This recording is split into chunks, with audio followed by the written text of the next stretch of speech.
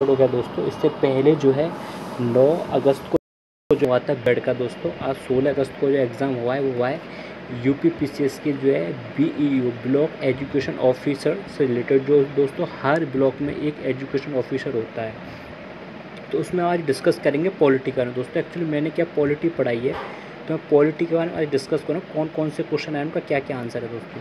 तो assertion question number 26 आया जो पॉलिटी से रिलेटेड दोस्तों, इसमें ए शिफ्ट में दोस्तों मैंने अपने किसी दोस्त से जो है उसने एग्ज़ाम दिया था, तो मैंने उसकी जो आंसर शीट दोस्तों ले रखी है।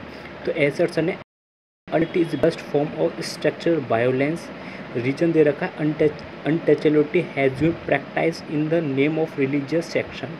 तो दोस्तों उसका सही आंसर है ए और आर। एसर्शन और रीज़न दोनों ट्रू हैं, आर जो उसका करेक्ट एक्सप्लेनेशन ऑफ ए है दोस्तों। इसके अलावा इसमें हिंदी में भी दे रखा है, तो हिंदी में कथन जो दे रखा है अस्पष्टता संरचनात्मक हिस्सा का सबसे खराब स्वरूप है, और कारण दे रखा है अस्पष्ट के चलन का आधार धार्मिक स्वीकृति है दोस्तों। तो इसका जो सही आंसर है वो रेड पेन से मैंने दे रखा है, उसका आंसर करेक्ट ए दोस्तों। इसके अलावा हमें पता होना चाहिए जो अनटचेबिलिटी है वो आर्टिकल 17 के अंदर आता है, जो कि हमारे फंडामेंटल राइट्स हैं। और इसमें दे रखा है कि यदि कोई अनटचेबिलिटी मानता है तो उसे क्या होगा, एक पनिशमेंट दिया जाएगा अकॉर्डिंग विद लॉ के हिसाब से। तो दोस्तों जानते हैं जो अनटचेबिलिटी क्या है, वो स्ट्रक्चर वायलेंस है दोस्तों। यदि आज कहीं पर खड़े होकर हम जब अनटचेबिलिटी बात करेंगे तो बहुत जगह क्या हो सकता है, लोग जो भड़क सकते हैं दोस्तों, और उसका परिणाम काफ़ी भयानक हो सकता है दोस्तों। हम सभी लोग इस चीज़ को जानते हैं दोस्तों। इसके अलावा क्वेश्चन नंबर 52 आया है दोस्तों। इसके अलावा मैं बता दूं, मैंने आपको फंडामेंटल राइट्स जो है कम से कम 2 या 3 बार रिवीजन करवाए थे। एक बार जो है देखो फंडामेंटल राइट्स से कितने सारे क्वेश्चन पूछे जाते हैं दोस्तों। अवॉल्यूशन ऑफ टाइटल, हमारे देश के अंदर अवॉल्यूशन टाइटल का मतलब आर्टिकल 18 है, जो कि आता है राइट टू इक्वलिटी में दोस्तों, जिसमें दे रखा है कि हमारे इंडिया के अंदर कोई टाइटल नहीं होता है दोस्तों। यहाँ पे क्या अवार्ड दिए जाते हैं, जैसे बहुत सारे लोग पूछते हैं भारत रत्न, पद्मश्री, पद्मश्री या फिर राजीव गांधी खेल रत्न, क्या टाइटल नहीं दोस्तों, ये क्या अवार्ड्स हैं जो कि गवर्नमेंट ऑफ इंडिया पेश करती है। तो ए का आंसर कौन सा होगा, थर्ड। और थर्ड इसमें जो है वो एक ए ऑप्शन में और डी ऑप्शन में दोस्तों। इसके अलावा freedom to manage religious affair, इसका कौन सा आर्टिकल, आर्टिकल 26 के तहत जो है हम अपने रिलीजियस अफेयर दोस्तों मना सकते हैं। सी जो है उसका सही आंसर है A, protection of religion of minority. तो जो है आर्टिकल 29 जो क्या कहता है, 2930 कल्चर एंड एजुकेशन राइट्स के हैं, जिसमें 29 जो कहता है प्रोटेक्शन करना किसी की लैंग्वेज को, स्क्रिप्ट को या फिर कल्चर ऑफ माइनॉरिटी को दोस्तों। तो आर्टिकल जो 29 जो है सी वाला, प्रोटेक्शन ऑफ लैंग्वेज करना किसी स्क्रिप्ट या कल्चर ऑफ माइनॉरिटी दोस्तों, तो ये किस में आता है, आर्टिकल 29 के अंदर दोस्तों। आर्टिकल 30 क्या कहता है, ये माइनॉरिटी के बारे में बताता है, उनके एजुकेशन इंस्टीट्यूट से रिलेटेड दोस्तों। इसके अलावा हम बात करेंगे डी ऑप्शन की, राइट टू एजुकेशन, आर्टिकल 21 है। आर्टिकल 21 ये कहता है right to elementary education from जो है 6 से लेकर 14 साल तक के बच्चों के लिए। 86 अमेंडमेंट 2002 आया था दोस्तों, आर्टिकल 21A।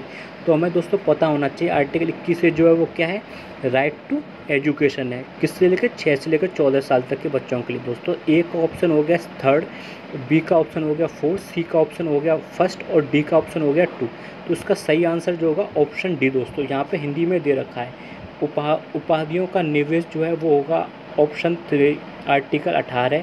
धार्मिक मामलों के प्रबंधन की स्वतंत्रता जो है दोस्तों वो आर्टिकल 26।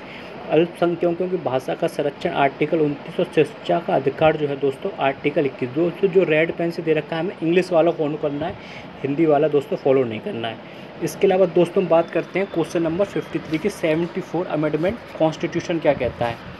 तो दोस्तों 74 जो है अमेंडमेंट कॉन्स्टिट्यूशन कौन सा करेक्ट है दोस्तों। तो पहला ऑप्शन दे रखा है it provide the insertion of a new schedule to the constitution. दूसरा दे रखा है वर्किंग करता है म्यूनिसिपैलिटी के लिए। थर्ड दे रखा है it's provide the reservation of seat for women in municipality. तो दोस्तों इसमें फर्स्ट सेकंड थर्ड जो तीनों करेक्ट हैं दोस्तों। ये 1992 के अंदर आया था 74, जो कि प्रोविजन है रिलेटेड किससे, constitution, election, finance and function of municipality. दोस्तों म्यूनिसिपैलिटी के अंदर 1/3 जो है रिजर्व कर रखा है किसके लिए, वुमेन्स के लिए दोस्तों।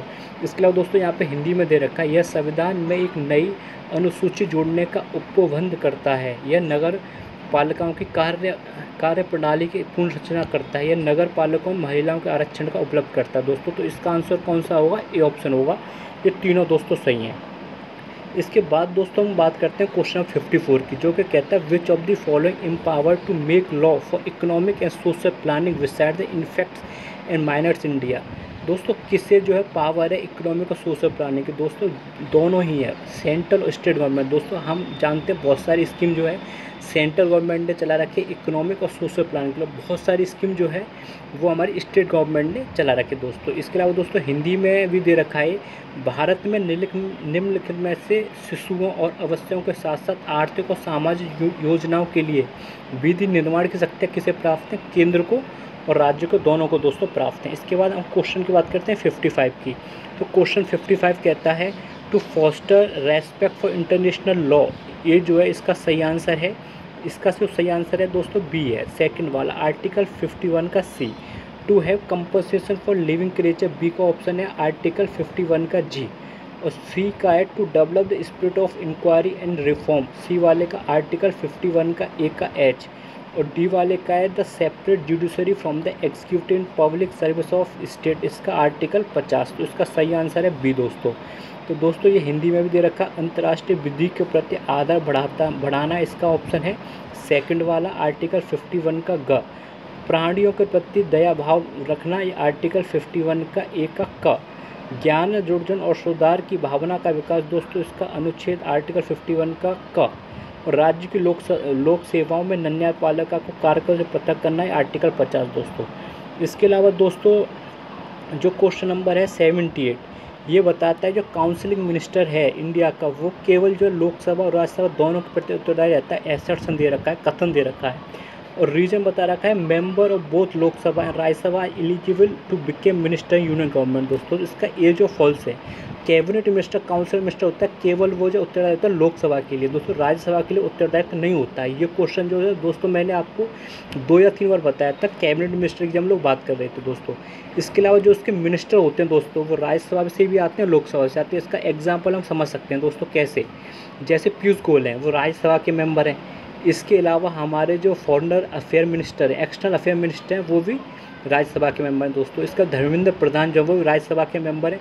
तो जो काउंसिल का मिनिस्टर होते हैं उसमें लोकसभा प्लस राज्यसभा दोनों के होते हैं। लोकसभा से जैसे हमारे अमित शाह हैं वो लोकसभा के मेंबर हैं, राजनाथ सिंह हैं वो लोकसभा के मेंबर हैं दोस्तों। तो इसमें क्या है जो मिनिस्टर जो बनेंगे मेंबर बनेंगे दोनों के बनेंगे दोस्तों। इसके अलावा इसमें 79 क्वेश्चन है पंचायती राज का इन क्रोनोलॉजिकल ऑर्डर बताना है, सिलेक्शन जो है। तो इसका जो सही आंसर है दोस्तों वो थर्ड है, सी है। तो पहले जो आई थी BR मेहता कमेटी आई थी 1957 के अंदर, इसके बाद अशोक मेहता कमेटी 1977 के अंदर, उसके बाद राव कमेटी आई थी 1985 के अंदर, और LM सिंघवी कमेटी आई थी 1986 के अंदर दोस्तों। तो हमें ऐसे याद करना है BR मेहता, फिर अशोक मेहता, फिर आए आपके राव कमेटी, उसके बाद LM सिंघवी कमेटी दोस्तों। इसके बाद दोस्तों हम बात करते हैं क्वेश्चन नंबर 80 की। तो क्वेश्चन नंबर जो 80 है वो बताता है कौन सा पार्ट कॉन्स्टिट्यूशन डिस्क्राइब करता है financial relation between centre and state दोस्तों। पार्ट 10 की बात करें तो इसका सही आंसर है वो सी है। जो पार्ट ए है जो पार्ट 10 जो है शेड्यूल एंड ट्राइबल्स एरिया के बारे में बताता है। Part 11 relation between union and the state. Part 12 जो बात करता है finance property contract and suit. और पार्ट 13 दोस्तों वो trade commerce and intercourse with in the territory of India. तो इसका सही जो आंसर है फाइनेंशियल रिलेशन जो स्टेट सेंट्रल स्टेट के बीच में पार्ट 12 दोस्तों। इसके अलावा दोस्तों हमारा आज का लास्ट क्वेश्चन है जो polity which of the following about 15 finance commission not correct, कौन सा इसमें कथन सही नहीं है दोस्तों। तो 15 जो फाइनेंस कमीशन है अपॉइंट किए हैं गवर्नमेंट ऑफ इंडिया के द्वारा इन नवंबर 27, 2017 को दोस्तों। फाइनेंस कमीशन जो आता है आर्टिकल 280 के अंदर आता है, जिसमें अपॉइंट किया जाता है किसके द्वारा, प्रेसिडेंट ऑफ इंडिया के द्वारा। NK सिंह जो इसके दोस्तों चेयरमैन है, और इसका जो टाइम पीरियड है वो 5 साल का 2020 से लेकर 2025 तक है दोस्तों।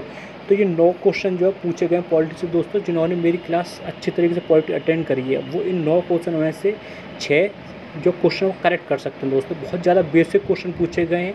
तो दोस्तों जो अच्छी तरीके से पढ़ाई करेगा उसका एग्ज़ाम निकलेगा दोस्तों। बहुत बहुत जिन्होंने भी बच्चों ने इस कोरोना काल में पेपर दिया उन्हें मेरे से ऑल दी बेस्ट, सभी का एग्ज़ाम अच्छी तरह निकले ये मैं आशा करता हूँ दोस्तों। इसके अलावा और जो है जैसे मैं सब्जेक्ट ख़त्म करता जाऊँगा अपने उस हिसाब से मैं जो है इसमें से मेरे पास पेपर है दोस्तों मैं इसके क्वेश्चन डिस्कस जाऊँगा। थैंक यू दोस्तों, जय हिंद जय भारत।